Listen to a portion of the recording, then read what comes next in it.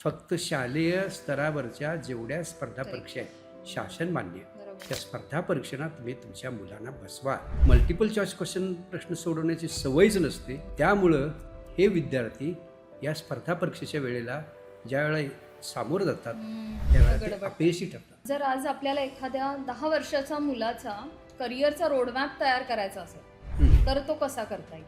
म्हणून ॲप्टिट्यूड टेस्टच्या माध्यमातून हम्म. कल चाचणीच्या माध्यमातून हम्म. तो काय रोडमॅप पालक तयार करण्याचा प्रयत्न करतात. हम्म. तो त्यावेळेला त्यांनी करू. तर AI हे आजच्या काळात खूप गरजेचं आहे मुलांना त्यांच्या शालेय शिक्षणात पण आणि पुढच्या करिअरसाठी पण. हम्म. तर त्याबद्दल काय माहिती सांगा? एकलव्यानं जसं स्वयं अध्ययन स्वयं शिक्षण बरोबर. घेतलं अगदी. तसं त्या पद्धतीनं AI च्या माध्यमातून विद्यार्थ्यांना शिकावं. आता AI म्हणजे ही काही जादूची काढली नाही. त्याला AI ला जसं तुम्ही फीड करणार आहात तसं तो उत्तर देईल. की माझा श्रीराम नावाचा एक विद्यार्थी मयूर श्रीराम हम्म. प्रतिकूल परिस्थितीतून तयार झाला आणि आज चेन्नईच्या IIT मध्ये तो फर्स्ट म्हणजे गेल्या वर्षी त्याचं फर्स्ट इयर झालं, आता सेकंड इयर चालू आहे. गेल्यानंतर ॲडमिशन मिळाल्यानंतर पहिल्या 2-3 महिन्यातच प्लेसमेंट झालं. हम्म. त्या प्लेसमेंटमध्ये क्रोर्स ऑफ रुपीजचं त्याला पॅकेज बापरे, मिळालं. क्या बात आहे.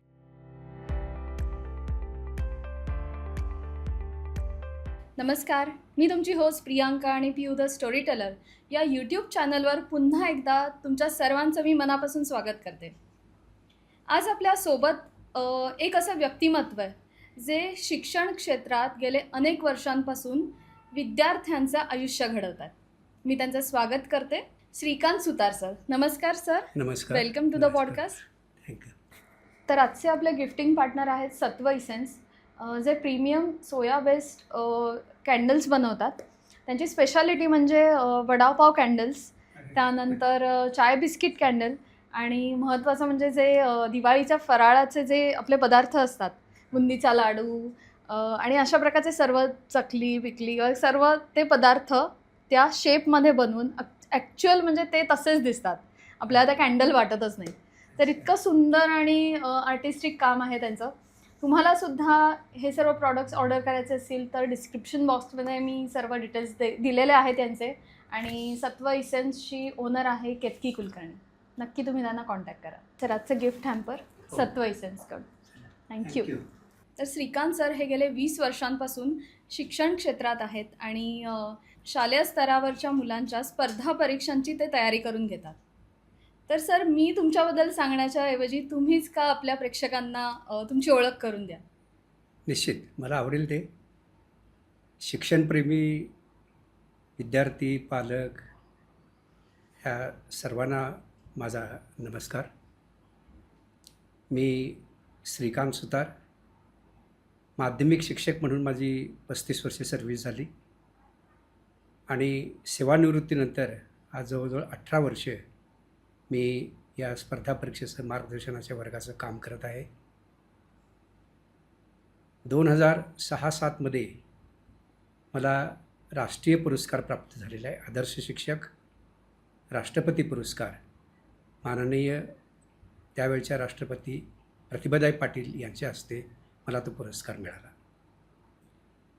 2006चा पुरस्कार 7 मध्ये मिळाला आणि त्याच्या अगोदरपासूनच 2000 सालाच्या अगोदरही 1998-99 सालामध्ये मी श्री विद्याविकास सेवा प्रतिष्ठान या नावाचं एक ट्रस्ट ॲक्टखाली संस्था नोंदवून शैक्षणिक कामाला सुरुवात केलेली होती आणि हे कार्य प्रामुख्यानं शालेय स्पर्धा परीक्षा मार्गदर्शन या स्वरूपाचं होतं.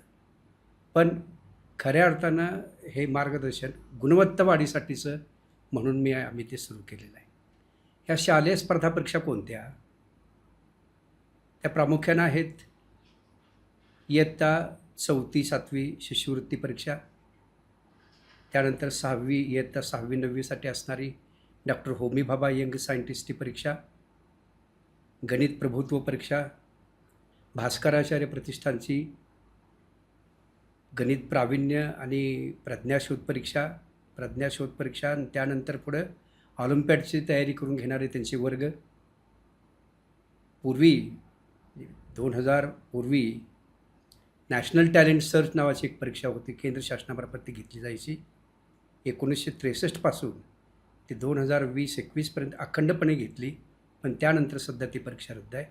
ती नॅशनल टॅलेंट सर्च परीक्षा, राष्ट्रीय प्रज्ञाशोध परीक्षा. या स्पर्धा परीक्षांच्या माध्यमातून आम्ही गुणवत्ता वाढीचा हा उपक्रम राबवतो. इयत्ता 4थी आणि 6वीची जी शिष्यवृत्ती परीक्षा आहे ही महाराष्ट्र शासनाची 2000 आता ह्या 25-26पासून पुन्हा ती सुरू केली, पण याच्यापूर्वी 1963पासून ही 4थी-7वीची शिष्यवृत्ती परीक्षा ते 2015पर्यंत सुरू होती, पण मध्ये एक 10 वर्ष बदल केला आणि इयत्ता 5वी-8वीसाठी ती परीक्षा ठेवली गेली. या परीक्षेला 2 पेपर असतात. विषय मात्र 3 आहेत, म्हणजे 4 विषय तसे. भाषा 2 आहेत त्यामध्ये. फर्स्ट लँग्वेज म्हणजे प्रथम भाषा मराठी माध्यमाच्या विद्यार्थ्यांची, हायर लेवलचं मराठी, इंग्लिश माध्यमाच्या विद्यार्थ्यांच्यासाठी हायर लेवलचं इंग्लिश, लोअर लेवलचं इंग्लिश, लोअर लेवलचं मराठी, मॅथमॅटिक्स म्हणजे गणित हा विषय, आणि बुद्धिमत्ता चाचणी. तर असे हे 4 विषय, 4 विषयाचे 2 पेपर. पहिला पेपर आहे फर्स्ट लँग्वेज प्लस मॅथमॅटिक्स आणि दुसरा पेपर आहे थर्ड लँग्वेज प्लस इंटेलिजन्स. या पद्धतीनं 300 मार्काचे हे 2 पेपर ती परीक्षा घेतली जाते. या परीक्षेचे आमची जी कार्यवाही आहे, आम्ही ज्या पद्धतीने हे सगळं काम करतो ते एक थोडंसं युनिक आणि वेगळं आहे. सुट्टीच्या दिवशी प्रत्येक रविवारी आम्ही हे वर्ग आयोजित करतो. ज्याला कुणाला गुणवत्ता वाढ करायची आहे, शैक्षणिक गुणवत्ता वाढ साधायची आहे, असे विद्यार्थी पालक त्यांनी आमच्याकडे यावं. म्हणजे तशा अर्थानं जर पाहायला गेलं तर विद्याविकास अकॅडमी ही एक गुणवत्ता वाढीचं व्यासपीठ आहे, आणि ह्या व्यासपीठावरती गरजू विद्यार्थी तिथे येऊ शकतात. रविवारची सुट्टी असल्यामुळं पालक आपल्या पाल्यांना घेऊन येऊ शकतात. आणि दुसरा एक उद्देश आमचा त्यामध्ये हा होता की पुणे शहरामध्ये वेगवेगळ्या शाळा कॉलेजमध्ये अनेक तज्ज्ञ अनुभवी असे शिक्षक प्राध्यापक आहेत, अध्यापक आहेत. त्यांचं मार्गदर्शन त्यांच्या शाळांच्या पुरतं महाविद्यालयापुरतं मर्यादित राहू नये. त्यांचं मार्गदर्शन हे गरजू विद्यार्थ्यांना, वेगवेगळ्या शाळांच्यामधल्या विद्यार्थ्यांना हे ते मिळावं. अशा उद्देशानं आम्ही हे व्यासपीठ तयार केलं, आणि त्या व्यासपीठावरती रविवारी आमच्याकडं त्यांची स्वतःची सुट्टी, रविवारची सुट्टीचा दिवस, पण सुट्टी सॅक्रिफाईस करून विद्यार्थी माझ्याकडे येतात. संपूर्ण त्या शिष्यवृत्ती परीक्षेचा वर्षभराचा जो शासनानं निर्धारित केलेला अभ्यासक्रम आहे, त्या अभ्यासक्रमाचं आम्ही प्लॅनिंग करतो. त्याचा ॲन्युअल प्लॅनर आम्ही विद्यार्थ्यांना ॲडमिशनच्या वेळेला पहिल्या दिवशी त्यांच्या हातात देतो. म्हणजे वर्षभर जे आम्हाला 30 ते 32 रविवार मिळतात, त्या 32 रविवारमध्ये आम्ही प्रत्येक रविवारी 3-3 लेक्चर्सचे आयोजित केलेले असतात. 3 विषयाची 3 लेक्चर, भाषा, गणित, बुद्धिमत्ता. तर त्या प्रत्येक रविवारी कोणता टॉपिक आम्ही शिकवणार हे सुद्धा नमूद केलेलं असतं. म्हणजे एक वर्ष आधी जवळ सगळं प्लॅनिंग असतं. हां, अगोदर पहिल्या दिवशी त्यांना प्लॅनिंग मिळणार. त्या पद्धतीनं विद्यार्थी तयारीनिशी आमच्याकडे येतात, आणि मग आमच्याकडे आल्यानंतर त्या ठिकाणी प्रत्येक विषयाचे त्यातले अनुभवी तज्ज्ञ शिक्षक वेगवेगळ्या शाळा महाविद्यालयातले तिथं आलेले असतात. ते 1 तासात 1 घटक, 1 युनिट शिकवून पूर्ण करतात. शिकवून झाल्यानंतर that lecture is followed by a test. 1 तासाचं अध्यापन, पुन्हा लगेच अर्ध्या तासाची टेस्ट. त्या विद्यार्थ्याला किती समजलं नाही, काय अडचणी आल्या, हे ताबडतोब आम्हाला इन्स्टंट फीडबॅक मिळतो. अर्ध्या तासाची टेस्ट, ती लगेच तपासली जाते, आणि त्याच्यावरती 15 मिनटं डिस्कशन्स असतात. म्हणजे तसं आमचं पहिलं लेक्चर, एक लेक्चर जे होतं ते 1 तास 45 मिनटात असतं. त्यामध्ये अध्यापनाचा 1 तास, अर्ध्या तासाची टेस्ट, असेसमेंट आणि डिस्कशन्स 15-20 मिनटाची. या पद्धतीने सगळं टाईम बाउंड वर्षभर हे असं वर्षभर, आणि एका रविवारी 3 विषयांची 3 लेक्चर्स या पद्धतीने होणार. म्हणजे एकदा तुमच्याकडे विद्यार्थ्यांनी ऍडमिशन घेतली की त्याचा सर्वांगीण विकास या इथे वर्षभर होत राहतो. आम्हाला काय होतं की त्याला किती समजलं नाही ह्याचं सातत्यपूर्ण मूल्यमापन ज्याला आपण म्हणतो. म्हणजे विद्यार्थ्यांनाही कळलं पाहिजे, पालकांना कळलं पाहिजे, आम्हाला शिकवणाऱ्या शिक्षकालाही कळलं पाहिजे की आपण शिकवतो ते मुलाला किती कळलं, किती समजलं नाही. सातत्यपूर्ण या मार्गदर्शनामुळं 4 रविवार झाले की 5व्या रविवारी पुन्हा उजळणी वजा एक टेस्ट होते. त्याला पॅकेज टेस्ट म्हणतो आम्ही. घटक संच चाचणी, बरोबर. 4 घटक शिकवलेले आहेत त्याची ती उजळणी चाचणी असते. त्यावेळेला ती चाचणी मात्र आम्ही शासनाची परीक्षा, वार्षिक परीक्षा ज्या ज्या पद्धतीने होते त्या पद्धतीची 150 मार्काचा तो पेपर, 2 पेपर आम्ही घेतो. 4 युनिटवरचे 150 मार्काचे प्रश्न बरं. आणि ते तपासून लगेच त्यांना त्याच्यावरती डिस्कशन्स वगैरे करून पुन्हा उपचारात्मक कार्यक्रम, काय चुकते, कसा अभ्यास केला पाहिजे, बरोबर. या पद्धतीनं वर्षभरामध्ये जवळजवळ 30 रविवारमध्ये आमचे अध्यापनाचे जवळजवळ 24 ते 25 रविवार मिळतात. म्हणजे प्रत्येक रविवारचे 3 युनिट शिकवणं आणि 3 त्याच्या टेस्टमध्ये जवळजवळ ह्या 75 टेस्ट होतात. 5 पॅकेज टेस्ट होतात. 5 पॅकेज टेस्टनंतर टोटल सिलेबस शिकून झाल्यानंतर पुन्हा त्याच्यावरती 2 रंगीत तालीम परीक्षा घेतो, मॉक टेस्ट म्हणतो आपण त्याला. म्हणजे शासनाच्या परीक्षेला सामोरं जाण्यापूर्वी त्याची किती तयारी झाली, तो कितपत आता सक्षम झालेला आहे आणि त्या परीक्षेमध्ये कितपत चांगलं यश मिळवू शकतो हे त्याला कळावं, पालकांनाही समजावं, अशा उद्देशाने त्या मॉक टेस्ट घेतो आम्ही. त्याचे रिझल्ट त्यांना देतो आणि त्या विद्यार्थ्यांना कुठं चुका केल्या आहेत, काय केलेलं आहे, काय नाही, आणि पुन्हा शेवटच्या 8 दिवसात त्यांना कसा अभ्यास करावा याचं पालक विद्यार्थ्यांना एक कार्यशाळा घेऊन मार्गदर्शन करतो. आणि मग नेक्स्ट संडेला साधारणपणे फेब्रुवारीच्या महिन्यामध्ये शासनाची परीक्षा असते, त्या परीक्षेला विद्यार्थी सामोरं जातात आणि चांगला सक्सेस मिळतो. ह्याचे सर्वात मोठे फायदे या स्पर्धा परीक्षेचे असे आहेत की त्याला टाईम बाउंड ॲक्टिव्हिटी असल्यामुळं टाईम मॅनेजमेंट ज्याला आपण म्हणतो, 75 प्रश्न 90 मिनिटात सोडवायचे. फोमी बाबाच्या परीक्षेला 6वी 9वीला 90 प्रश्न 90 मिनिटात सोडवायचे, म्हणजे एका मिनिटात एक प्रश्न सोडवायचे. इथं 4थी 7वीला मात्र त्यांना साधारणपणे 75 प्रश्न 90 मिनिट म्हणजे साधारणपणे 1 मिनिट 15 सेकंदाचा वेळ मिळतो आणि तेवढ्या वेळात तो प्रश्न वाचायचा, त्या प्रश्नातल्या खाचाखोचा समजून घ्यायच्या. 4 जे ऑप्शन्स दिलेले असतात, मल्टिपल चॉईस क्वेश्चन्स असतात, त्याला वस्तुनिष्ठ प्रश्न आपण म्हणतो. त्या वस्तुनिष्ठ प्रश्नातले 4 पर्याय कोणते आहेत ते पर्याय वाचून उत्तराचा नेमका तो पर्याय सिलेक्ट करणं, त्याची निवड करणं आणि उत्तरपत्रिकेमध्ये तो रजिस्टर करणं, म्हणजे सर्कल डार्क करणं, या पद्धतीनं ते विद्यार्थी करतात. टाईम मॅनेजमेंट हा एक विद्यार्थ्याचा, म्हणजे कुठलाही प्रश्न राहता कामा नये, या पद्धतीनं ते विद्यार्थी प्रश्न सोडवतात. आणि या सर्व गोष्टी पुढच्या आयुष्यात सुद्धा जेव्हा ते कधी स्पर्धा परीक्षांना सामोरं जातील त्या सर्व गोष्टी उपयोगाला सुद्धा येतात. अशा सगळ्या स्पर्धा परीक्षांना टाईम मॅनेजमेंट आणि एरवी सुद्धा 3 तासाची जरी परीक्षा असली तर तेवढ्या वेळात आपण कसं सोडवायचं, काय करायचं, हे त्याचं प्रत्येक वेळेत राहतच, ती सवय लागते. आणि ही सवय आम्ही प्रत्येक रविवारपासून त्यांच्या ती अंगी बांधवण्याचा प्रयत्न करतो. हा एक भाग झाला. दुसरा भाग विद्यार्थ्यांचं तर्कशक्ती आणि अनुमान, लॉजिकल थिंकिंग त्याला आपण म्हणतो. लॉजिकल थिंकिंग आणि रिझनिंग, ह्या 2 गोष्टी अतिशय चांगल्या पद्धतीने डेव्हलप होतात. जे तर्कशक्ती ही विचार सुसंगतपणे करणं आणि तर्कशक्तीवरून अनुमान काढणं, निष्कर्षापर्यंत पोहोचणं, या गोष्टी त्याच्या चांगल्या विकसित होतात आणि त्याचा फायदा पुढच्या परीक्षांना होतो. त्याच्यानंतरचा भाग म्हणजे ॲनालिटिकल पॉवर, म्हणजे ॲनालिसिस. 4 पर्यायातनं त्याचं विश्लेषण करावं लागतं की कोणता पर्याय हा अचूक असू शकतो, हा पर्याय क्रमांक 1 असू शकेल का, 2 असू शकेल का, 3 तर वाटत नाही तसा, 4था तर मुळीच नाही, असं म्हणत म्हणत तो विचार करत थोडंसं विश्लेषण करतो आणि विश्लेषण केल्यानंतर संश्लेषणात्मक एक निष्कर्ष काढतो आणि तो पर्याय निश्चित करून ते उत्तर तो रजिस्टर करतो.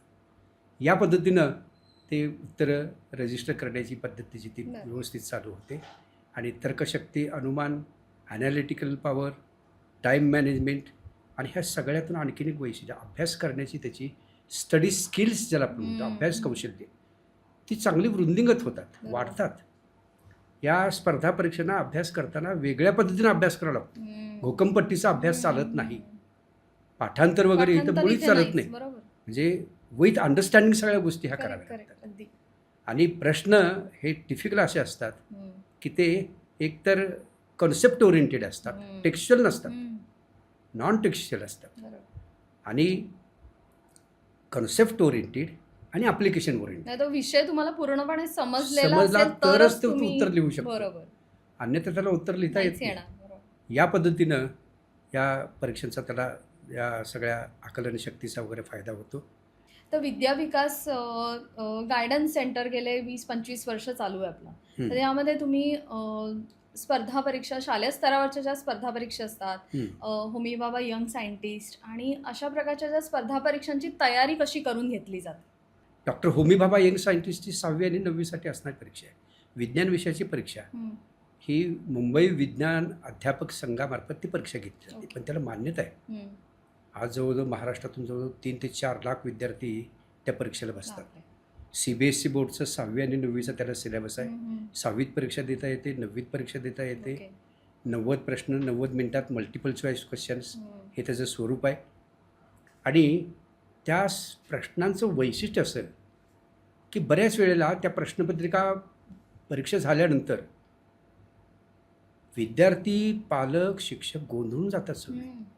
की हे सगळे प्रश्न नॉन टेक्स्च्युअल आहेत, हो. पाठ्यपुस्तकाचे बाहेरचे आहेत. बाहेरचं. हं. हे असं कसं काय? हे चुकीचं आहे. हं. असं काहीतरी म्हणून ते परीक्षेला नावं ठेवायला लागतात. बरं.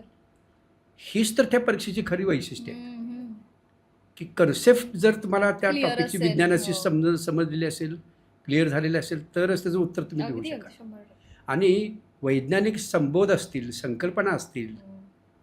तो घटक दैनंदिन व्यवहारामध्ये कसा उपयोगात आणलेला आहे त्याला हं. ॲप्लिकेशन म्हणतो आपण. बरोबर. आता साधं लाईट हा भाग घेतला. हो. लाईट, चुंबक वगैरे हं. आपल्या मोबाईलमध्ये आहे, हो. साऊंडमध्ये आहे. साऊंड तो चुंबकीय पद्धतीनं कन्व्हर्ट केलेला हं. असतो. तो कसा केलेला असतो. हं. असे कितीतरी गॅजेट्स आहेत डे बरोबर. टू डे लाईफमध्ये आपण वापरतो. ते ॲप्लिकेशन्स आहेत. हं. तर दैनंदिन व्यवहारामध्ये हे ॲप्लिकेशन्स कसे आलेले आहेत हे पाहून, हे विचार करून त्या प्रश्नाचे उत्तर द्यावे लागतात. हं. आणि त्यामुळं अशा प्रकारचे जे प्रश्न आहेत, हं. कन्सेप्ट ओरिएंटेड प्रश्न, ॲप्लिकेशन ओरिएंटेड प्रश्न, हे JEE आणि नीट या परीक्षांना विचारले जातात. हं.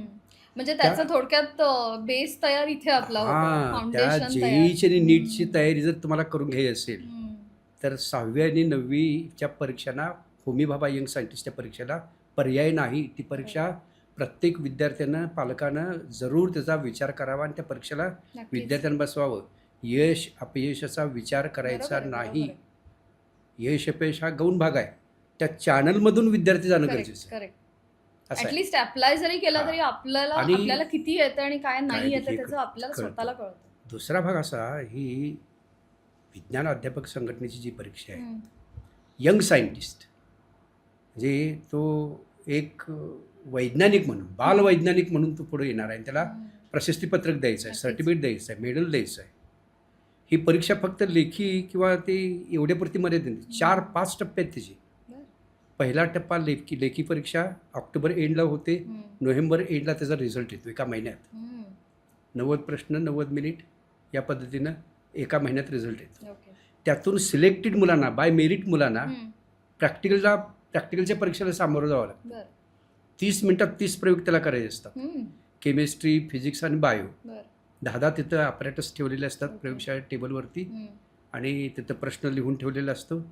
तो पाहायचा आणि एका मिनिटाच्या आत त्याला ते तुम्हाला उत्तर ते तिथं करायचं. रजिस्टर करावं लागतं, हं. निरीक्षण करावं लागतं. बरोबर. काही वेळेला काही क्रिया कराव्या लागतात. हो, हो. उदाहरणार्थ तिथं साखर ठेवलेली असेल, लिंबू ठेवलेला असतो आणि सांगितलेलं असतं त्यावरती लिंबू पिळून पहा हं. आणि निरीक्षण नोंदवा. बरोबर. त्या विद्यार्थ्यांना तेवढ्यात ते दिलेल्या साखरेत त्या तिथं टाईममध्ये समोर आणि हा ते सगळं लिंबू करावं. पिळायचा, निरीक्षण करायचं, त्याचं काय निरीक्षण असेल त्यातून त्यानं तिथं ते उत्तर लिहायचं. बरोबर.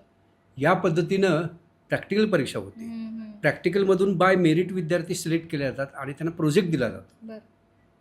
तो विद्यार्थ्यांना प्रोजेक्ट करायचा, तो हं. 3रा टप्पा आहे. हं. प्रोजेक्ट केल्यानंतर त्या प्रोजेक्टचा व्हायवा होतो, इंटरव्ह्यू होतो. बरं. विद्यार्थ्यांना इंडिपेंडेंटली करायचा. हं. आईवडिलांचं अजिबात सहकार्य घ्यायचं नाही. हं. त्याच्या हस्ताक्षरात त्यानं लिहायचा. बरं. त्याचा इंटरव्ह्यू घेतला जातो आणि इंटरव्ह्यूतून काही मुलं मग बाय मेरिटची सिलेक्ट होतात. हं. त्यांचा एक फायनल इंटरव्ह्यू होतो अच्छा. बरं. की या विद्यार्थ्याच्या अंगी बाल वैज्ञानिक म्हणून हं. लिहिण्यासाठी हं. किंवा सायंटिस्ट होण्यासाठी गट्स आहेत का, बरं. तेवढे गुणवैशिष्ट्य त्याच्याकडे आहेत म्हणजे का. एवढी छाननी करून हा इतकं आणि या मग लेवलला त्या आल्यामध्ये आणि ती decision परीक्षा सांगा. घेणारे सगळे BARC भाभा ॲटॉमिक रिसर्च सेंटरमधले आणि मुंबई अच्छा. विद्यापीठातले सायंटिस्ट असतात. हं. ते सायंटिस्ट त्या मुलांची मुलाखत घेतात, बापरे. गप्पा गोष्टी करतात. अगदी IIS आरामात गप्पा गोष्टी करत करत ते बरोबर विद्यार्थ्यांना निवडतात Correct की आहे. हा हां. सायंटिस्ट होणे ही त्याच्यात इन्स्टिंक्ट आहे. ते बरोबर. तो स्पार्क आणि दिसून येतोच लगेच. स्पार्क दिसून येतो आणि मग त्या विद्यार्थ्याची निवड करून त्यातल्या जवळजवळ 500 विद्यार्थ्यांना गोल्ड मेडल जातं, मग जवळजवळ 500 विद्यार्थ्यांना सिल्वर मेडल, ब्रॉन्झ मेडल, मग काही रोख बक्षिसं आहेत, काही प्रशस्तीपत्रकं आहेत. असे जवळजवळ 2,500 ते 3,000 मुलांची निवड केली जाते. तर या पद्धतीनं ह्या पहिल्या 2 परीक्षा म्हणजे 4थी आणि 7वीची शिष्यवृत्ती परीक्षा, डॉक्टर होमी भाभा 6वीची, डॉक्टर होमी भाभा 9वीची, यंग सायंटिस्टची परीक्षा, अशा ह्या 2 परीक्षा. ह्या 2 परीक्षांचे होणारे फायदे हे कसे काय आहेत वा. हे थोडक्यात मी आता तुम्हाला मस्त, सांगितलं. फारच छान सांगितलं. म्हणजे तर ॲक्च्युली आपल्या लोकांसमोर, पेरेंट्ससमोर ना वेगळं चित्र उभं असतं या सर्व गोष्टींचं. सो आजचं तुम्ही फायदे सांगितले आणि प्रोसिजर पण काय काय असते हो. सांगितले, त्यामुळे खूपच पिक्चर क्लिअर झालेलं आहे सगळ्यांचं हां. होतं. तर आजच्या काळात जवळजवळ 90% मुलं हुशार असून सुद्धा स्पर्धा परीक्षांमध्ये ते फेल का होतात? इथे नक्की कुठे काय चुकतं? अतिशय चांगला प्रश्न आहे हा. बऱ्याच पालकांना असं वाटतं हम्म. की आता आपण पाहतो हल्ली 10वीच्या विद्यार्थ्यांना SSC बोर्डाच्या परीक्षेमध्ये 90%, 95%, 98%, 100%पेक्षा चांगले अधिक मार्क्स मार्क्स मिळतात. हम्म. आणि असे मार्क्स मिळवणाऱ्यांची संख्या लाखाच्या घरात आहे. हो हो, हे 16-17 लाख विद्यार्थी परीक्षेला बसतात बरोबर. आणि त्यातले 1 लाख विद्यार्थी असे असतात की ते 90%च्या पुढे त्यांना मार्क्स हम्म, मिळालेले असतात. हम्म. तरीसुद्धा ते यशस्वी होत नाहीत. पुढच्या Exactly. करिअरच्या परीक्षेमध्ये हो. ते मागं राहतात. हम्म. असं होण्याचं सगळ्यात मोठं कारण असं की ही जी 10वीपर्यंतच्या ज्या परीक्षा आहेत सगळ्या शालेय परीक्षा हम्म. आणि SSC बोर्डाची परीक्षा, ह्या परीक्षा पाठांतराच्या ह्या रिलेटेड अशा त्या परीक्षा आहेत. जे अच्छा. विद्यार्थी काय करतो, प्रश्न आणि उत्तर पाठ करतो. तेवढंच करतो. घोका आणि ओका, घोकंपट्टी. घोका आणि ओका ही हो. पद्धत आहे ती. बरोबर म्हणजे प्रश्नाची उत्तरं पाठ करायची आणि लिहायची. बरोबर. त्याला थोडासा प्रश्न बदलून दिला तर हम्म. स्वतःच्या शब्दात त्याला लिहिता येत नाही. नाही लिहिता. आणि त्यामुळं होतं काय की ह्या स्पर्धा परीक्षेला तो न बसल्यामुळं मी जे स्पर्धा परीक्षेचे फायदे सांगितले हो हो, त्याचं तर्कशक्ती, अनुमान डेव्हलप झालेलं नसतं, बरोबर. त्याची ॲनालिटिकल पॉवर डेव्हलप झालेली झालेली नसते, नसते. हम्म. त्याचं टाईम मॅनेजमेंट त्याला त्याचं भान राहत नाही, काही नाही. हम्म. काय काय वेळेला प्रश्नपत्रिका सोडवण्यामध्ये वेळ आणि त्याचं बरोबर. उत्तर लिहिण्याचं गणित त्याचं सुटत नाही, विषम असं काहीतरी होतं. काही प्रश्न अनटच राहतात. हम्म. हा एक भाग आहे. या सगळ्या ह्याच्यामध्ये जे ते फायदे होत आहेत, हम्म. टाईम मॅनेजमेंटसारखे असतील, तर्कशक्त अनुमान असेल किंवा इतर स्टडी स्किल्स असतील, विषयाचे निर्माण होणारा इंटरेस्ट किंवा गोडी, हम्म. हे इतके प्रभावी घटक आहेत.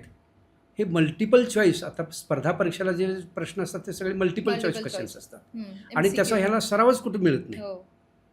ह्याला सगळे एका वाक्यात उत्तर द्या, 2-3 हम्म. वाक्यात उत्तर द्या, कारणे सांगा, संक्षिप्त लिहा. मग संक्षिप्त लिहा किंवा 7-8 वाक्यात उत्तर लिहा. बरोबर. हे सगळं लिहायची सवय लागलेली. हम्म. मल्टिपल चॉईस क्वेश्चन प्रश्न सोडवण्याची सवयच नसते. हम्म. त्यामुळं हे विद्यार्थी या स्पर्धा परीक्षेच्या वेळेला ज्या वेळेला सामोरं जातात हम्म. त्यावेळेला ते गडबड. अपयशी ठरतात. बरोबर त्याची स्किल्स वेगळी आहेत, त्यासाठी लागणारी स्किल्स वेगळी आहेत. बरोबर. ती स्किल्स ह्या स्पर्धा परीक्षेतून डेव्हलप होतात. हम्म. ती त्यांची तिथे डेव्हलप झालेली नसतात मेन कन्सेप्टच क्लिअर Conceptच clear नसतात त्यांनी, त्यांचे. विषयच कळलेला आणि नसतो. विषयही कळलेले नसतात. स्पर्धा परीक्षेला काय होतं की एक तर कॉन्सेप्ट समजून घ्यावी लागते, हो. विषय समजून घ्यावा बरोबर. लागतो आणि विचार करून, हम्म. आकलन वगैरे विचार करून मग ॲप्लिकेशन ओरिएंटेड थोडंसं भान ठेवून ते उत्तर द्यावे लागतं. अगदी खरंय. ते ही सवयच त्याला पूर्वी कधी लागलेली हम्म. नसते आणि त्याचा परिणाम मग तिथं तो काय करतो, अपयशी ठरतो. हा. हा दुर्दैवाचा भाग आहे. हो. आता ह्या बाबतीत खरं म्हणजे पालकांनी काय केलं पाहिजे की तेवढ्यापुरतं त्या शालेय परीक्षेपुरतंच तुम्ही मर्यादित राहू नका. हम्म. कुठल्या ह्या ज्या सगळ्या त्या सरकारमान्य ज्या स्पर्धा परीक्षा आहेत, सरकारमान्य म्हणते मी, हम्म. त्या सगळ्या स्पर्धा परीक्षेला पालकांनी आपल्या विद्यार्थ्यांना बसवलं पाहिजे. बरं. जर आज आपल्याला एखाद्या 10 वर्षाच्या मुलाचा करिअरचा रोडमॅप तयार करायचा असेल तर तो कसा करता येईल? करिअरच्या बाबतीत पहिली गोष्ट अशी की आता बऱ्याच पालकांचा एक ट्रेंड असा आहे की विद्यार्थ्यांचा ॲप्टिट्यूड टेस्ट घेतात. हम्म. खरं बरोबर. म्हणजे 10 ते 12-14 वयोगटाचे हम्म. ॲप्टिट्यूड टेस्ट घेऊ नये म्हणतात. हम्म. कारण त्याचं बौद्धिक विकसन ज्याला आपण तेवढी म्हणतो झालेलं नसतं. हम्म. ते पूर्ण झालेलं नसतं आणि ते प्रोसेस सुरू असते त्याची. हो.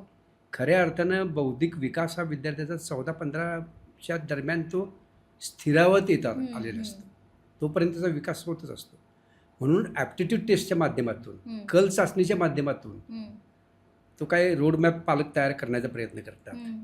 तो त्यावेळेला त्यांनी करू नये. तर त्याच्यासाठी एक मार्ग आहे.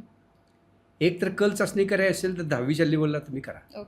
इयत्ता 10वी ज्या वेळेला जातो, 10वी परीक्षा देतो, ती खरी स्टेज आहे. तर तुम्ही तिची कल चाचणी घ्या आणि मग थोडंसं तुम्ही दिशा मिळेल तुम्हाला की आर्टला हा चालू शकतो, की कॉमर्सला चालू शकतो, सायन्सला चालू शकतो, का टेक्नॉलॉजीमध्ये जाऊ शकतो, की आणखीन काय दुसऱ्या कलेमध्ये वगैरे तो प्रावीण्य मिळवू शकतो. काय हे साधारणपणे आयडिया आहे ते. पण त्यासाठी सुद्धा मी असं म्हणेन, बऱ्याच वेळा आता हल्ली पालकांचा एक कल असा वाढलेला आहे की 8वीपासूनच मुलांना IIT एंट्रन्सला पाठवायचं. IIT फाउंडेशन कोर्स, IIT फाउंडेशनचे कोर्सेस आता लोकांनी शाळांच्या मधून खाजगी तत्वावरती या कोचिंग क्लासेसवाल्याने कमर्शियल बेसवरती 8वीपासूनच सुरू केलेले आहेत. खरं म्हणजे त्यांचं हे विद्यार्थ्यांचा शोध घेणं आहे. त्याला 11-12वीला जे विद्यार्थी लागतात त्या कॅश दे मारली या पद्धतीनं 8वीपासूनच शोधून घेतात आणि आपल्याकडे ते ओढून घेण्याचा प्रयत्न करतात. तर ह्याला एक पर्याय आहे. हा प्रश्न मला भेडसावतो, मला पालक विचारतात. मी त्यावेळेला प्रामाणिकपणे त्यांना एकच सांगतो की तुम्ही काही करू नका. फक्त शालेय स्तरावरच्या जेवढ्या स्पर्धा परीक्षा आहेत शासन मान्य, त्या स्पर्धा परीक्षेला तुम्ही तुमच्या मुलांना बसवा. पहिली परीक्षा 4थी आणि 7वीची शिष्यवृत्ती परीक्षा, 5वीला गणित अध्यापक मंडळाची गणित प्रभुत्व प्रावीण्य प्रज्ञाशोध परीक्षा आहे. 6वीला भास्कराचार्य प्रतिष्ठान नावाचं एक संस्था आहे पुण्यामध्ये, अखिल भारतीय स्तरावरती गणिताचं संशोधन करणारी ती संस्था आहे आणि जवळजवळ 60-70 वर्ष झाली ती पुण्यामध्ये काम करते. अखिल भारतीय स्तरावरचं काम करते. ऑलिम्पियाडसाठी विद्यार्थी ती घडवायचं काम करते. मॅथ्स ऑलिम्पियाडचे ते विद्यार्थी घडवतात. त्यांच्याही स्पर्धा परीक्षा आहेत. त्या 6वीला आहेत, 7वीला आहेत, 8वी 9वी 10वीला आहेत, 11-12वीपर्यंतच्या गणिताच्या परीक्षा आहेत. त्या परीक्षांना बसवण्याचा प्रयत्न करावा. 9वी 10वीच्या स्तरावरती 9वीला वगैरे होमी भाभा ही परीक्षा आहेच. 10वीला नॅशनल टॅलेंट आणि स्टेट टॅलेंट सर्च नावाची परीक्षा होती. दुर्दैवानं ती आता बंद झाली. त्याही परीक्षेचा खूप चांगला फायदा व्हायचा. ह्या शालेय अगदी ड्रॉइंग ग्रेडची परीक्षा असू दे, ती सुद्धा तुमचं व्यक्तिमत्व घडवणारी परीक्षा आहे. तिथं सुद्धा तुमचं स्किल ते कळतात. विद्यार्थ्याच्या अंगी ती कला कितपत चांगली आहे काय आहे ते त्याही परीक्षेला तुम्ही बसवा. म्हणजे मला सांगायचं हे की अगदी 4थीपासून ते 10वीपर्यंत जेवढ्या शासन मान्य आणि मान्यताप्राप्त विषय शिक्षक संघटना ज्या आहेत त्यांनी सुरू केलेल्या स्पर्धा परीक्षा यांना विद्यार्थ्यांना बसवावं. यश अपयशाचा विचार करायचा नाही, हे वारंवार सांगते मी. मला असं वाटतं की जरी यश मिळू दे अपयश मिळू दे तरी त्या मुलाचा कॉन्फिडन्स वाढत जातो प्रत्येक परीक्षा प्रत्येक परीक्षेमध्ये त्याचा कॉन्फिडन्स वाढत जातो आणि हे त्याला कळतं की बाबा ह्या परीक्षेला या प्रकारचे प्रश्न येत होते. पण त्याचा अभ्यास पाठांतर करून चालत नव्हता. पण ते असं करावं लागायचं. ह्या परीक्षेच्या प्रश्नाची धरती वेगळी आहे, स्वरूप वेगळं आहे, याचा असा अभ्यास करावा लागला चुकांमधून तो आणि त्यातूनच त्याचे स्टडी स्किल्स प्रत्येक परीक्षेच्या वेगळ्या वेगळ्या पद्धतीने अभ्यास करण्याच्या पद्धती तो नवनवीन शोधून काढतो. त्या पद्धतीने करतो तो. म्हणजे स्वयं अध्ययन ज्याला आपण म्हणतो, सेल्फ स्टडी, ते सेल्फ स्टडी त्या मुलाच्या अंगी अतिशय चांगल्या पद्धतीने बाणवलं जातं. अंगी ती येते कला ती. तर ही सेल्फ स्टडी कशी करावी प्रत्येक विद्यार्थ्याने, काय सांगाल त्याबद्दल? सेल्फ स्टडीच्या बाबतीत एकदा इंटरेस्ट क्रिएट होणं हा एक महत्त्वाचा भाग आहे. एकदा इंटरेस्ट क्रिएट झाला की मग तो पुस्तकांचा घेऊन अभ्यास करतो. त्याला संदर्भ लागतात, त्याला काही वेळा तुलना करावी लागते. त्याला मग केवळ पाठ्यपुस्तक चालत नाही तर दुसरे आणखीन काही रेफरन्स बुक्स लागतात. मग स्टेट बोर्डचा विद्यार्थी असेल तर स्टेट बोर्डच्या विद्यार्थ्यांना केवळ स्टेट बोर्डच्या पुस्तकातलं मॅथमॅटिक्स किंवा सायन्स अभ्यासून चालणार नाही. त्याला CBSE बोर्डच्या पुस्तकांचा थोडासा रेफरन्स घ्यावा लागेल. तेवढ्यावरही थांबून चालणार नाही. ICSE बोर्डची पुस्तकं मॅथमॅटिक्सची सायन्सची पाहावं लागतील. तिथं काहीतरी वेगळंच दिलेलं असतं. टॉपिक तोच असतो. मॅग्नेटिझम हा टॉपिक असतो किंवा लाईट किंवा साऊंड हा टॉपिक असतो. पण इथं स्टेट बोर्डच्या पुस्तकात माहिती थोडीशी वेगळ्या पद्धतीने दिलेली असते. तीच माहिती CBSEच्या बोर्ड पुस्तकात वेगळी दिलेली असते.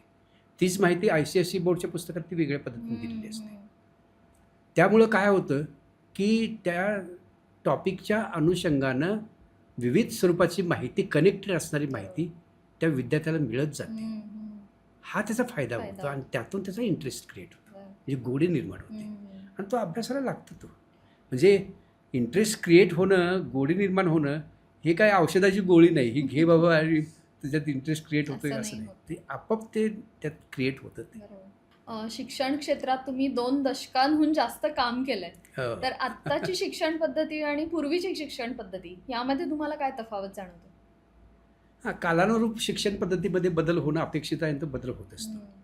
पूर्वी एक काळ असा होता की 10-10 वर्षांना अभ्यासक्रम बदलायचे. म्हणजे मी 5वीत शिकत होतो त्यावेळेला इयत्ता 5वीचं इंग्लिश विषयाचं पुस्तक हे जवळजवळ 25-30 वर्ष तसंच होतं, तेच होतं, बापरे. बदलच नाही, तेच हो, पुस्तक. हो. म्हणजे मी शिक्षक झालो आणि मी 5वीच्या विद्यार्थ्यांना शिकवायला लागलो तर तेच पुस्तक होतं. तेच होतं. म्हणजे कालानुरूप जे बदल व्हायला पाहिजेत ते बदल होत नव्हते. आता मात्र काळ इतका झपाट्यानं बदलायला लागलेला आहे. म्हणजे पूर्वी अभ्यासक्रम 10-10 वर्षानं बदलावं लागायचे. आता अशी स्टेज आलेली आहे की 5 वर्षानं बदलावं लागेल. काही 2-2 एकेका वर्षात बदलतात पोर्शन काही हो, हो. पुस्तकांचे. आता AI चा जमाना आला. हो. आता प्रत्येक गोष्टीत AI आणायला AI लागली. म्हणजे अभ्यासक्रमात बदल आला हो. किंवा सोशल मीडिया आला. म्हणजे विद्यार्थ्याला ज्ञान देण्याची जी साधनं आहेत, ज्ञान खूपच ग्रहण वाढली आहेत. करण्यासाठी सोर्सेस ज्याला आपण म्हणतो, Sources, correct. मार्ग जे म्हणतो, हम्म. ज्ञान ग्रहणाचे जे मार्ग आहेत, हे मार्गसुद्धा पूर्वी एकच पाठ्यपुस्तक खूप आणि limited. शाळेतले सर वगैरे हेच. बरोबर. आता हे सोर्सेस इतके वाढले की माझ्या एका विद्यार्थ्यानं इंजिनिअरिंगच्या परीक्षेचा अभ्यास करताना त्यानं यूट्यूबवरची लेक्चर्स घेतली. तिची आर्थिक कुवत नव्हती. यूट्यूबवरची सगळी लेक्चर शोधून काढून पाहायचा, करायचा, तिथल्या प्रश्नपत्रिका सोडवायचा आणि तयारी केली. बापरे. म्हणजे काळानुरूप काळानुरूप. इतका बदल होत चाललेला खरंय, आहे खरंय. की आता अशी म्हणायची वेळ आलेली आहे की समजा ह्या वर्षी आता न्यू एज्युकेशनल पॉलिसीमध्ये पाठ्यक्रम बदलले, अभ्यासक्रम बदलला, अभ्यासक्रमाची कार्यवाही होण्यासाठी ॲप्लिकेशनसाठी मग पाठ्यपुस्तकं तयार करावी लागतात, धडे तयार करावे लागतात, पुस्तकं असतं त्याचं, मग त्याचं शिकवणं होतं, त्याची मूल्यमापनाची पद्धत वेगळी, हे सगळं होत जातं. पण 2-3 वर्षानं काही गोष्टी मागं पडलेल्या असतात. बरोबर. काही समाज रूढी, Outdated परंपरा झालेल्या असतात. आउटडेटेड होतात. मग त्याचा उल्लेख त्या नवीन ह्याच्यामध्ये आला पाहिजे. बरोबर. जेन झीच्या गरजा हो. ज्या आहेत त्याचं प्रतिबिंब आताच्या अभ्यासक्रमात कुठं आहे? काहीच नाही. खरंच आहे. ओल्ड फॅशन आहेत सगळे. खरंय. आपले अभ्यासक्रम ओल्ड फॅशन आहेत. त्यामुळं अभ्यासक्रम सुद्धा बदलताना काळानुरूप काळानुरूप बदललं पाहिजे आणि वेगानं बदलावे लागते. बरोबर. बरोबर. 10 वर्षाच्या ऐवजी 5 वर्षानंतर. आणि मी तर म्हणेन असं पुढं आणखीन काही दिवसानंतर प्रत्येक वर्षी अभ्यासक्रमातला 15 ते 20% अभ्यासक्रम बदलावाच लागणार. प्रत्येक वर्षी 15-20. म्हणजे जो कोर सिलेबस केलेला आहे त्यामध्ये प्रत्येक वर्षी 15-20% बदल. नवीन त्या वर्षात जे काय आले ते त्यात नवीन काय चेंजेस, टेक्नॉलॉजी आलेली असते, आणखीन काही गोष्टी आलेल्या असतात, विज्ञानामध्ये नवीन नवीन गोष्टी आलेल्या असतात, सोशॉलॉजीमध्ये काही नवीन नवीन, समाजशास्त्रामध्ये काही गोष्टी नवीन आलेल्या असतात. इतिहास भूगोल बदलत नाही, पण सामाजिक परिस्थिती बदलत असते. बदलते. हो. त्याच्या अनुषंगानं मुलाला शिकावं लागतं. खरे. अभ्यासक्रमातल्या बदलामध्ये एक 2-3 गोष्टी अशा आहेत की त्या कळत नकळत निग्लिजिबल राहतायत असं दिसतंय. अशा कुठल्याच गोष्टी? अशा 2-3 गोष्टी आहेत. त्यातला एक पहिला भाग असा की श्रमसंस्कार ज्याला आपण म्हणतो, म्हणजे श्रमप्रतिष्ठा, त्याला सेल्फ हेल्प आणि सेल्फ रिलायन्स यासारख्या ज्या क्वालिटीज आहेत विद्यार्थ्याच्या अंगी हे पाहिजे खरं. सेल्फ हेल्प आणि सेल्फ रिलायन्स, श्रमाला प्रतिष्ठा, हा जो एक संस्कार आहे, हा संस्कार अभ्यासक्रमातून विद्यार्थ्यांच्यावरती रुजवणं थोडंसं शक्य होत नाही. तर त्याच्यासाठी अभ्यासक्रमामध्ये काही तरतुदी आहेत. म्हणजे व्होकेशनल गायडन्ससारखे विषय अभ्यासक्रमात समाविष्ट केलेले आहेत. तर त्याची व्याप्ती थोडीशी वाढवावी लागेल. म्हणजे एक काळ असा होता की अभ्यासक्रमामध्ये स्टोव दुरुस्तीसारखा विषय होता. आता त्याच्याऐवजी कम्प्युटरची दुरुस्ती किंवा त्याचं हार्डवेअर वगैरे इकडे तिकडे असं काहीतरी आलं. म्हणजे अभ्यासक्रमामध्ये श्रमाला प्रतिष्ठा मिळेल अशा प्रकारचे काही व्होकेशनल, प्रोफेशनल कोर्सेस इंट्रोड्यूस केले पाहिजे किंवा त्याचा बरोबर. परिचय करून देणं हम्म. आणि थोडंसं त्याचं प्राथमिक स्वरूपाचं ज्ञान देणं. हम्म. आज 10वी-12वीचा विद्यार्थी घरातला फ्रीज बंद पडला किंवा एखादं ट्यूब गेलं, बल्ब गेलं किंवा फ्यूज उडाला तर ते बदलायला तो तयार होत नाही. त्याला कळतच करता- नाही त्याला कळत काय नाही. करायचं. पण हे ह्या- सगळे कोर्सेस आहेत ते ITI मधून होतात हां, ना, ITI मध्ये शिकवले जातात. शिकवले जातात. हेच तुमचं असं म्हणणं आहे की शालेय शालेय जीवनात ह्याच्यामध्ये सुद्धा हे introduce लाईफ केलं स्किल पाहिजे. त्याला आपण Life म्हणतो. skills. These are the Correct. Life skills. बरोबर. लाईफ स्किल ओरिएंटेड वा, हे खरंच गरजेचं आहे. प्रोफेशनल आणि व्होकेशनल कोर्सेसचा समावेश अभ्यासक्रमात नक्कीच, झाला नक्कीच. पाहिजे. हा एक अत्यंत महत्त्वाचा भाग आहे. हम्म. तो थोडासा दुर्लक्षित राहतोय, हळूहळू हम्म. काळाच्या ओघात येईल. दुसरा एक अत्यंत महत्त्वाचा भाग असा आहे या प्रोफेशनल आणि सेल्फ हेल्प ज्याला आपण म्हणतो, यामध्ये आपल्यातल्या म्हणजे विशेषतः भारतीय कुटुंब व्यवस्था जी आहे हम्म. यामध्ये विद्यार्थ्याला मायेच्या पंखाखाली वावरण्याची आणि लहानाचं मोठं करण्याची आणि त्याला सगळं आयतं रेडीमेड देण्याची आपण सवय लावून हो, ठेवली. खरंय. आता तो काळ राहिलेला नाही. हम्म. तुम्ही किती काळ त्याची जपणूक करणार? त्याला थोडंसं मोकळीक दिली पाहिजे. हम्म. USA सारखी पुढारलेल्या राष्ट्रामध्ये आज मुलं 12-15 वयोगटातली मुलं आईवडिलांच्या जवळ राहत नाहीत. हो, बाहेरच पडतात ते बाहेर पडतात इंडिपेंडेंट होण्यासाठी. आणि इंडिपेंडंट आणि आई वडील परवानगी देतात. हो, हो. दुसरा एक भाग असा आहे की जे सिलेबस तयार केले जातात 10-10 वर्षानं, 15 वर्षानं, 5 वर्षानं. आता मी म्हणालो की 5 वर्षानंतर सुद्धा ते करण्याची गरज भासेल. पण हे करताना ज्याच्यासाठी आपण करणार आहोत हम्म, हम्म. त्याच्या मतांचा कुठं विचार होता? हम्म. आता एक गृहिणी जर पाहिली, आई आपली प्रेमानं काय करते, कुटुंबातल्या सगळ्या माणसाची काळजी घेताना हम्म. प्रत्येकाच्या आवडीनुसार काहीतरी पदार्थ बनवते. बरोबर. प्रत्येकाच्या आवडीनिवडी विचारात घेऊन Correct. ते पदार्थ बनवते आणि त्यांच्या आवडीनुसार त्यांना ते खायला हो, देते. देते. ही जी बौद्धिक भूक आहे ही शाळेमध्ये भागवताना त्यांच्या आवडीनिवडीचा विचार होतोच. हम्म. तिथं सगळं तज्ज्ञ लोकांनी 50 ते 65 वयोगटातले एक्सपर्ट लोक आहेत. ते एक्सपर्ट लोक ते अभ्यासक्रम मंडळाची सिलेबसची रचना करणार, हम्म. अभ्यासक्रम तयार करणार. हम्म. त्याच्यानंतर त्याच वयोगटातले प्राध्यापक सगळे त्यांचे अनुभव लिहून पुस्तकं तयार करणार. हम्म. त्याच वयोगटातले लोक पुन्हा त्याचं मूल्यमापन कसं करायचं म्हणून ती मूल्यमापनाची पद्धत निर्धारित करणार. पण ज्यांच्यासाठी तुम्ही करणार आहात ती 12-15 वयोगटातली किंवा अगदी 20 वयोगटातली जी मुलं आहेत, म्हणजे 15पासून 12-15 ते जवळजवळ 20-22पर्यंतची, या मुलांच्या गरजांचं प्रतिबिंब अभ्यासक्रमात उमटत नाही. ओके. तर त्यांना भेटून समक्ष त्यांची मतं विचारात घ्यावी. हम्म. शाळांच्यामध्ये कॉलेजमध्ये जावं किंवा काही प्रश्नावली वगैरे देऊन करून त्यांना प्रश्नावलीच्या माध्यमातून त्या प्रश्नावली भरून घेऊन त्यांच्या मतांचं प्रतिबिंब अभ्यासक्रमात कसं येईल, त्यांना काय हवं आहे काय नको आहे हम्म. हे तर पहा. Correct. आणि त्या पद्धतीनं ते मग अभ्यासक्रम तयार केले तर मुलंसुद्धा हे करतील किंवा आम्हाला विचारलं आहे. हम्म. अभ्यासक्रम तयार करताना आपल्याला एक आनंद होतो की आईनं हो. मला विचारलं की तुला मी आज काय करू खरंय, खाण्यासाठी, खरंय. मग तो आनंदाने खातो. खुश असतो. तसं विद्यार्थ्याला जर शिक्षकांनी किंवा तज्ज्ञांनी विचारलं अभ्यासक्रम तयार करण्यापूर्वी की आम्ही करणार आहोत, तुम्हाला काय काय हवं आहे सांगा. बरोबर. आता एवढे विद्यार्थी आपले सक्षम नाहीत, हम्म. परंतु 12-15 ते जवळजवळ 20-22पर्यंतचा वयोगट जो आहे, ते 25पर्यंत सांगू शकतो. ते सांगू शकतात. हम्म. आणि ते त्यांचं अपेक्षांचं प्रतिबिंब हम्म. आणि काळाची ओढ, हम्म.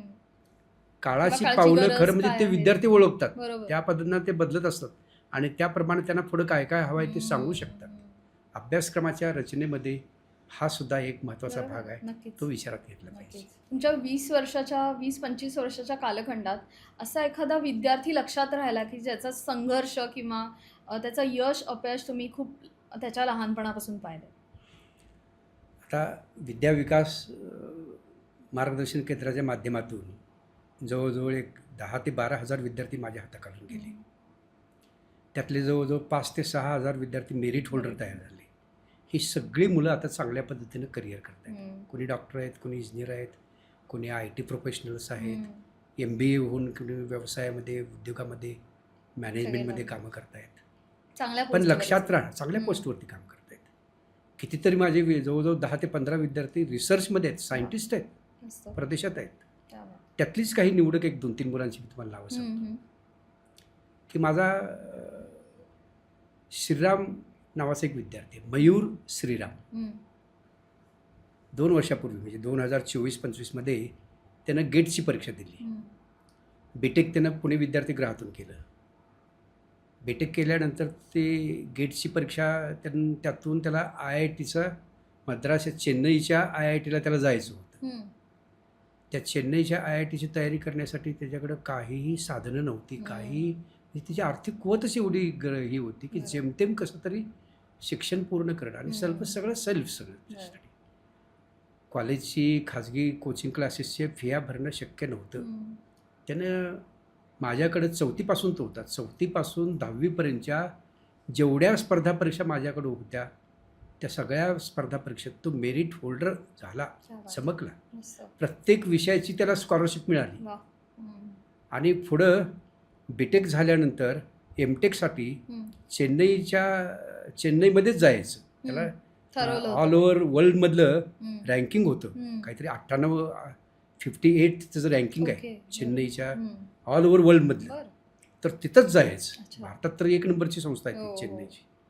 तर तिथं ॲडमिशन मिळवण्यासाठी गेटच्या परीक्षेमध्ये त्याला रँकिंग हवं होतं.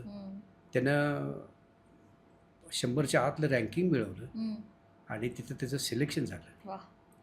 तर तो विद्यार्थी मयूर श्रीराम हा प्रतिकूल परिस्थितीतून तयार झाला आणि आज चेन्नईच्या IITमध्ये तो म्हणजे गेल्या वर्षी त्याचं फर्स्ट इयर झालं, आता सेकंड इयर चालू आहे. गेल्यानंतर ॲडमिशन मिळाल्यानंतर पहिल्या 2-3 महिन्यातच प्लेसमेंट झालं. त्या प्लेसमेंटमध्ये crores ऑफ रुपीचं त्याला पॅकेज मिळालं. म्हणजे त्यानं तर ठरवलं होतं की मला आता लोन काढून शिकावं लागेल. तर ज्या एका कंपनीनं त्याला बुक केलं, त्याला हायर केलं, त्या कंपनीनं त्याचा 2 वर्षाचा शिक्षणाचा खर्च आणि शिवाय प्लेसमेंटमध्ये त्याच्या कंपनीतली ऑर्डर दिली आणि crores ऑफ रुपीचं त्याला पॅकेज दिलं. तो मयूर श्रीराम आजही त्यानं मला गेल्या वर्षी ज्या वेळेला गेटमधून तो सिलेक्ट झाला आणि तो रँकिंगमध्ये आला त्यावेळेला मला त्यानं 8 पानाचं पत्र पाठवलं. आणि माझ्याकडे शिकत असताना त्याला कोणत्या स्पर्धा परीक्षेचा पुढं त्या गेटच्या वेळेला चेन्नईच्या IITच्या एंट्रन्सच्या वेळेला कसा फायदा झाला हे त्यानं अत्यंत स्पष्टीकरणात्मक पद्धतीनं 8 पानी माझं थँक्स गिव्हिंग लेटर त्यानं किती छान, मस्त. तुम्हाला असं विद्यार्थी पाहायला असं भरून येत असेल ना की काय अगदी लहानपणापासून. आणि तो एक आहे वेदांत मारुलकर नावाचा एक विद्यार्थी होता, अत्यंत चांगल्या घरातला मुलगा, अत्यंत ब्रिलियंट. पण दुर्दैवानं काय झालं की तिची आई सारखी मेडिकलच्या डायलिसिस वगैरे, वडील दुर्दैवानं लवकर गेले. 11-12वीत असतानाच वडील गेले. आई तर दुर्दम्य आजारानं. आता त्याचं शिक्षण कसं? त्या मुलाचं वैशिष्ट्य असं की मराठी माध्यमातला विद्यार्थी, पण होमी भाभा यंग सायंटिस्टला इंग्लिशच्या वर्गात बसून तो स्वतः तयार झाला. इंग्लिश पण शिकून सगळं ते संपूर्ण प्रश्नपत्रिका इंग्लिशमधून त्यानं सोडवली. इंग्लिश माध्यमातून ती परीक्षा द्यावी दिली त्यानं. आणि तो महाराष्ट्रात मेरिट लिस्टमध्ये आला. होमी भाभा यंग सायंटिस्ट मिळवणारा माझ्याकडचा तो पहिला विद्यार्थी. तो VITला, वेल्लोरच्या VITला तिथं त्याचं सिलेक्शन झालं. त्याला खरं म्हणजे पवईच्या IITला जायचं होतं, आयसरला जायचं होतं. आयसरच्या दृष्टीनं, आयसर ही पुण्यातली आणि भारतामध्ये अशा जवळजवळ 7 आयसर आहेत, सायंटिस्ट घडवणाऱ्या त्या संस्था आहेत. तिथंच त्याला जाऊन शिकायचं होतं, सायंटिस्ट व्हायचं होतं. पण 1 मार्कात प्रत्येक वेळेला, 2 वेळेला, दोन्ही वेळेला 1 मार्कात त्याचा तो प्रयत्न फेल गेला आणि त्याचं सिलेक्शन झालं नाही. पण वेल्लोरच्या VITनं त्यांनी त्याला सिलेक्ट केला. त्यांनी तेहून अप्रोच झाले की तुझं आम्ही मागचं सगळं करिअर अभ्यासलेलं आहे, तो आमच्याकडे ॲडमिशन घे, आम्ही तुला फेलोशिप देतो. आणि वेल्लोरच्या VITमधून त्यानं बीटेक केलं. वैशिष्ट्यमध्ये प्राध्यापकाबरोबर एका त्याच्या असोसिएट प्राध्यापक जे होते ते PhDचं काम करत होते, त्यांच्याबरोबर त्यानं PhD केली. PhDला असोसिएट म्हणून त्या विद्यार्थ्याचं नाव त्यांनी टाकलेलं होतं, वेदांचं नाव टाकलं. तो डॉक्टर पण झाला. बीटेक डॉक्टर आणि बीटेक एकाच वेळा त्याला मिळालं. त्याच्यानंतर त्यानं एमटेक वगैरे केलं. आता तो जर्मनीमध्ये आहे, जर्मनीमध्ये करिअर करतो चांगलं. तोही विद्यार्थी चांगला. सुयश बिराजदार नावाचा एक आणखीन एक माझा विद्यार्थी आहे. अत्यंत प्रतिकूल परिस्थिती, म्हणजे जेवणाची भ्रांत असावी अशी स्थिती. आई काहीतरी किरकोळ कामं करून वगैरे थोडंसं, वडील पण असे काही एक असं निश्चित असं उत्पन्नाचं काही साधन नाही कुटुंबाकडे. पण मुलगा अत्यंत हुशार. 8वीला नॅशनल टॅलेंट सर्चला तो पहिल्या 100मध्ये राष्ट्रीय स्तरावरती चमकला. अरे वा. पुन्हा ती परीक्षा 10वीला स्विच ओव्हर झाली. तो 10वीला आला. मला म्हणाला, सर आता मला ते 8वीत मिळालेली आहे स्कॉलरशिप, मी कशाला 10वीला देऊ? अरे म्हटलं, हे बघ, तुला त्यावेळेला बाय चान्स मिळाले असं कोण म्हणता कामा नये. तू याही परीक्षेला तू बस आणि तयारी कर आणि उत्तीर्ण होऊन मेरिट लिस्टमध्ये येऊन दाखव की खरोखरच माझ्यात ती पात्रता आहे, मला बाय चान्स मिळाले. आणि तो परीक्षेला बसला. 10वीतसुद्धा 10वीच्या नॅशनल टॅलेंट सर्चला पहिल्या 50त आला होता. त्याच्यापुढं मेडिकलची तयारी केली आणि एंट्रन्समधून त्याचं ओपन कॅटेगरीतून फ्री सीटमध्ये सिलेक्शन झालं. बरं. आता फर्स्ट इयरला लागणारे जी 96,000 त्यावेळेला फी होती एका वर्षाची, ते 96,000 भरण्यासाठी पैसेसुद्धा नव्हते. पण अनेकांनी मुलगा गुणी असला की अनेक लोक मदतीला धावून येतात. पालकांची धडपड, आमच्यासारख्या काही लोकांची धडपड, काही हितचिंतकांची धडपड, असं करत करत त्याला सगळं सहाय्य मिळालं. तो कोल्हापूरला शासकीय वैद्यकीय महाविद्यालयामध्ये त्यानं शिक्षण पूर्ण केलं. MBBS झाला. आता तो MD करतो आहे. सांगलीला मेडिकल कॉलेजमध्ये MD करतो. वैशिष्ट्य म्हणजे त्यानं त्याची बहीण शिकत असताना तयार केली. त्याची बहीणसुद्धा MBBS झाली. मुंबईमधून एका चांगल्या कॉलेजमधून तिला फ्री सीटमध्ये ॲडमिशन मिळालं. तिनंही MBBS पूर्ण केलं. 2 बहीण भावंड, अत्यंत प्रतिकूल परिस्थितीत गरीब घराण्यातली मुलं शिकून दोन्हीही डॉक्टर झाले. आता पालकांना एक मोठं समाधान की आपली 2 मुलं आपण डॉक्टर घडवली. खरंच आहे, खरंच. म्हणजे हे असं उदाहरण नाही आहे. म्हणजे आणि तेच असं जाणवतं की आजची मुलं कशी सगळ्या सोयी सवयी म्हणजे सगळ्या उपलब्ध करून सुद्धा त्यांना शिकायची इच्छा नसते किंवा सगळं रेडीमेड मिळतंय त्यांना. पण या प्रतिकूल परिस्थितीत सुद्धा अशी मुलं जी वर येतात ती खरं त्यांचं क्रेडिट आहे. म्हणजे त्यांनी परिस्थितीचं भान ठेवलं, परिस्थितीचं त्या विद्यार्थ्यांना भान ठेवलं त्यांनी. आणि आईवडिलांचे कष्ट, आईवडिलांचे प्रयत्न, आपली असणारी परिस्थिती, यातून बाहेर पडण्यासाठी जी एक अंतउर्मी लागते, अंतप्रेरणा लागते, ती प्रेरणा घेऊन ती मुलं तयार झाली. नंतर माझा आकाश चौकशी नावाचा एक विद्यार्थी आहे. तोही तयार झाला. TCSमध्ये जॉब करत होता. त्याला म्हटलं, अरे काय तू जॉब करतोस, तू कंपनीतला पैसे मिळवणारा, तो IAS ऑफिसर तर हो किंवा टीचिंग लाईनमध्ये जॉब देणं. एका महिन्यात मी सांगितल्यामुळे सोडला. आई वडील माझ्या नावाला लागले ओरडायला. म्हणजे तुम्ही काय सांगितलं? त्यानं जॉब सोडला म्हणले. आणि अजिम प्रेमजी युनिव्हर्सिटीमध्ये त्यानं ॲडमिशन घेतलं PGला. तिथं PG पूर्ण केलं. आज तो USAमध्ये त्यानं डॉक्टरेट मिळवली आणि तिथं एका चांगल्या प्रतिष्ठित युनिव्हर्सिटीमध्ये तो प्राध्यापक म्हणून काम करतो. अभिषेक देडे नावाचा एक माझा विद्यार्थी आहे. 3 विषयात त्यानं PhD केली. 3 विषयात PhD तेही अमेरिकेत केली त्यानं. आणि आता अमेरिकेतली बदलती सगळी राजकीय धोरणं वगैरे याच्यामुळं त्याला वाटलं की आता इथं अनस्टेबल आहे थोडंसं जॉब करणं वगैरे. तर गेल्या वर्षी त्यानं इमिजिएट निर्णय घेतला आणि कॅनडामध्ये शिफ्ट झाला. कॅनडामध्ये जॉब करतो आता. तिथं एका चांगल्या युनिव्हर्सिटीमध्ये प्रोफेसर आहेत. भाविन चोक्षी म्हणून एक माझा विद्यार्थी तळेगाववरून माझ्याकडे यायचा प्रत्येक रविवारी. तो आयसरमधून सायंटिस्ट झाला. MS त्यानं पूर्ण केलं. माशाच्या ब्रेनवरती त्यानं रिसर्च केला आणि त्याच्यावरून त्याला त्या फ्रान्समध्ये एका कंपनीनं सिलेक्ट केलं. आर्टिफिशियल इंटेलिजन्सच्या प्रोजेक्टवरती त्याला 7-8 वर्षापूर्वी सिलेक्ट करून त्याला त्या कंपनीने नेलं. आज तो तिथं काम करतोय आर्टिफिशियल एजन्सीमध्ये. म्हणजे असे कितीतरी मुलं पोचतात ना. म्हणजे खरंच आहे. मिहीर सेठ नावाचा माझा आणखीन एक विद्यार्थी आहे की तो माझा आयसरमधला पहिला विद्यार्थी. माझ्याकडून झाल्यानंतर NTS वगैरे मिळाल्यानंतर तो तिथं गेला. त्यानं एक ठरवलं होतं की आपण गणिताचे प्राध्यापक व्हायचे, डॉक्टरेट मिळवायचे. गणितात त्यानं PhD केली. म्हणजे आयसरमधून MS झाला, गणितातली PhD केली. जर्मनीमध्ये जाऊन त्यानं गणितातली PhD केली, डॉक्टरेट झाला. इथं आला टाटा फंडामेंटल रिसर्चमध्ये त्यानं जॉब केला सायंटिस्ट म्हणून. ज्युनियर सायंटिस्ट होता. तिथून त्याचं सिलेक्शन बेंगलोरच्या गव्हर्मेंटच्या इन्स्टिट्यूट रिसर्च इन्स्टिट्यूटमध्ये आता तो तिथं सिनियर सायंटिस्ट म्हणून काम करतो. बापरे, कमाल आहे. हा परवा मला फोन आला, म्हणाला सर मी अरे म्हटलं लग्न वगैरे कसं काय, तर ते म्हटले अजून माझं एक ध्येय आहे, मला पवईच्या IIT फॅकल्टी म्हणून जायचं आहे. वा. तिथं माझं जायचं स्वप्न आहे, तिथं गेलं की मी लग्न करणार आहे. वा. असे हे गोल्स ठेवलेले goals असतात ठेवलेले मुलांनी. पण हे सगळे माझ्याकडे घडले. प्रत्येक स्तरावरती कितीतरी हर्डल्स होते, कितीतरी अडचणी होत्या, त्याच्यावरती मात करून त्यांनी ते यश संपादन केलं आणि करिअर घडवलं. म्हणजे they are the role models. मी तर म्हणतो माझ्या विद्यार्थ्यांना, मी अनेकांना पालकांना सांगताना हे उदाहरणं मी देतो. यांनी कसं हे अचिव्हमेंट त्यांची पहा, तुम्ही त्या पद्धतीनं तुम्हाला तुमच्या मुलांना घडवा.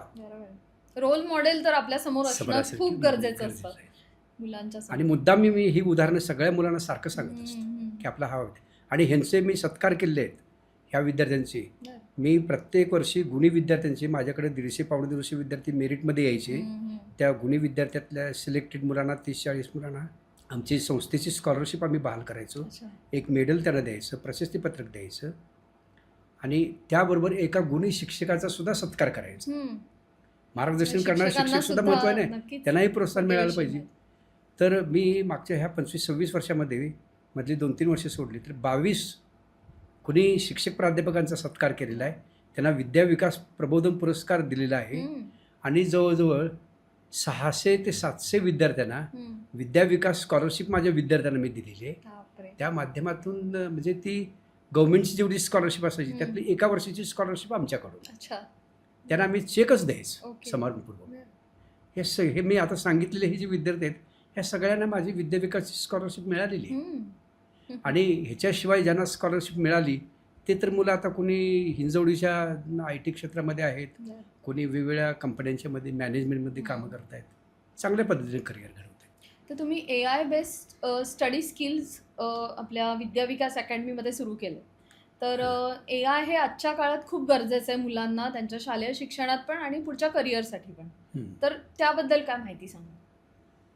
आता काळ इतका झपाट्याने बदलतोय की AIचा प्रत्येक क्षेत्रामध्ये प्रवेश होणार आहे. प्रत्येक क्षेत्रामध्ये असं एकही क्षेत्र राहणार नाही की तिथं आर्टिफिशियल इंटेलिजन्स आलेलं नाही.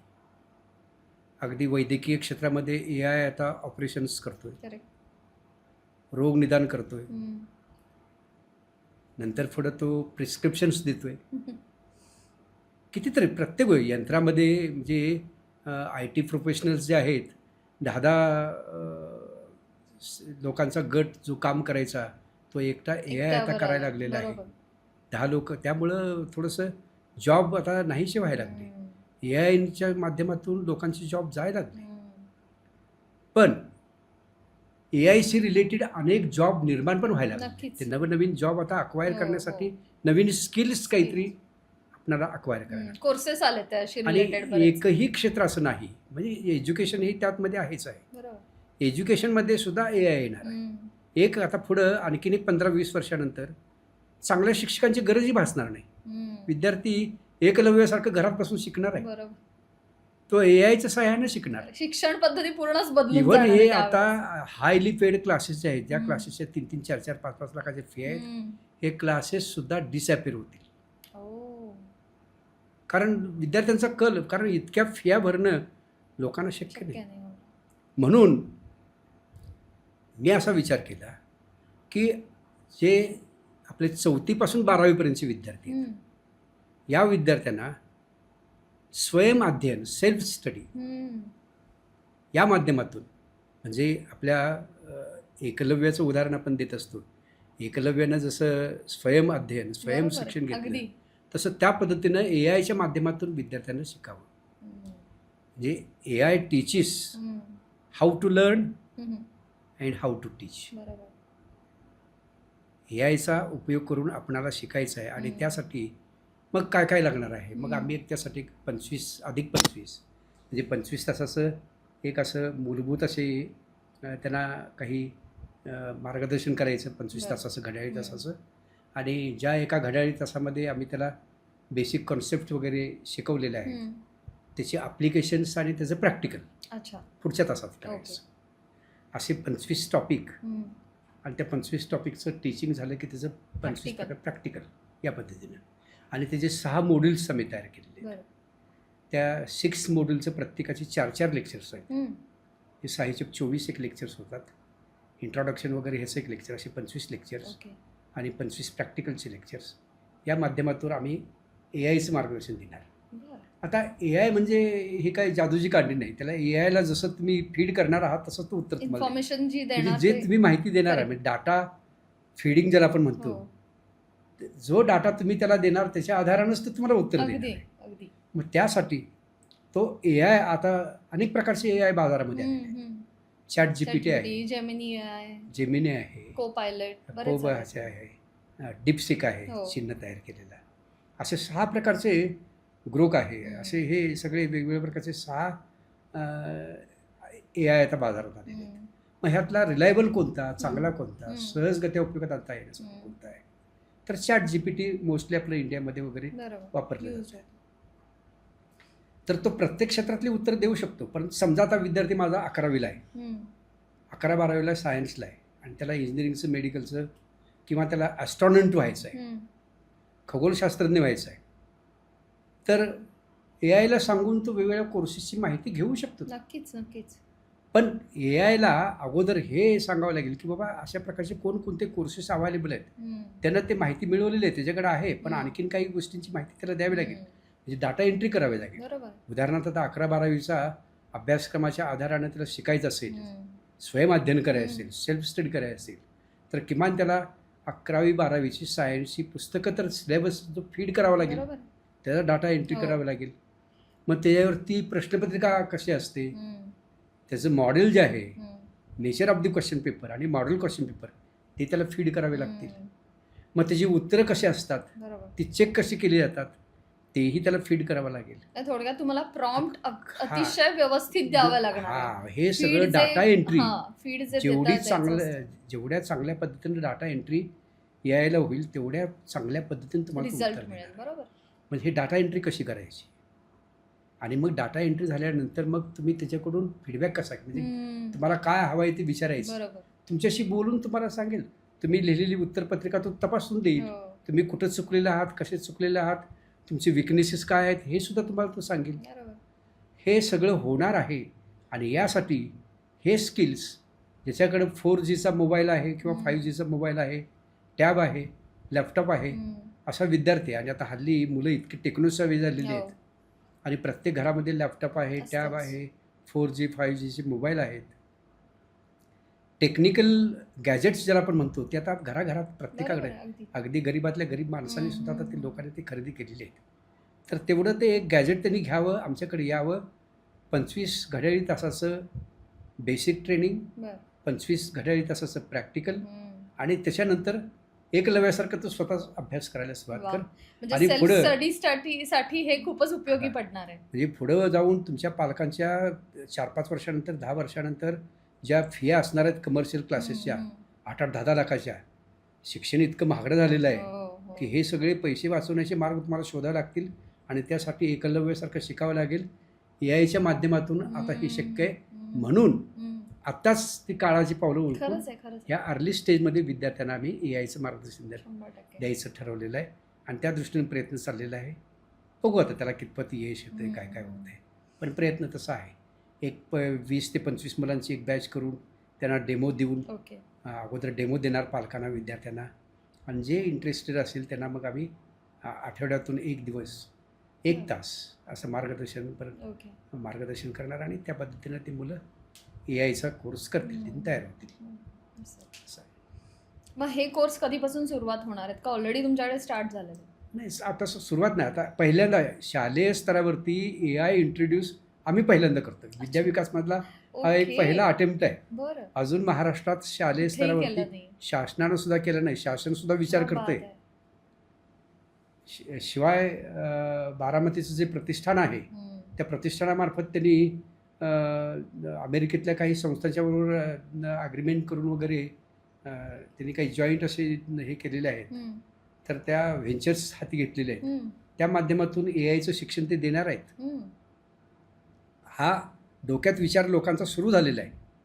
आम्ही प्रत्यक्षात ग्राउंडवर उतरून कामाला लागणार आहे. मस्त, खूपच छान. आणि हे कमीत कमी हम्म, अगदी कमी पैशात त्याला व्हावं. बरोबर. त्यासाठी खूप मोठी फी वगैरे आकारणं करणार हम्म, एक सोशल कॉज म्हणून वा. सामाजिक जाणीवेतून मला करायचं. मी माझे सगळे उपक्रम सोशल कॉज हा एक व्ह्यू ठेवून राबवलेले आहेत. हम्म, ह्याला कमर्शियल टच कुठेही मी होऊ दिला नाही. बरोबर. माझ्या सगळ्या क्लासेसमध्ये 5 ते 10 विद्यार्थी मी मोफत बसवत होतो. असं, बापरे. 20 विद्यार्थ्यांनी फी भरली, हम्म, 10 विद्यार्थ्यांना पण तेच शिकवायचं आणि 30 मुलांना पण तेच शिकवायचं. बरोबर. मी प्रत्येक विद्यार्थी किमान 5 ते 10 विद्यार्थ्यांना मी मोफत शिकवलेलं आहे. हम्म, प्रत्येक वर्षी अशी माझ्याकडून मोफत शिकलेली क्या बात आहे. शेकडो मुलं आहेत.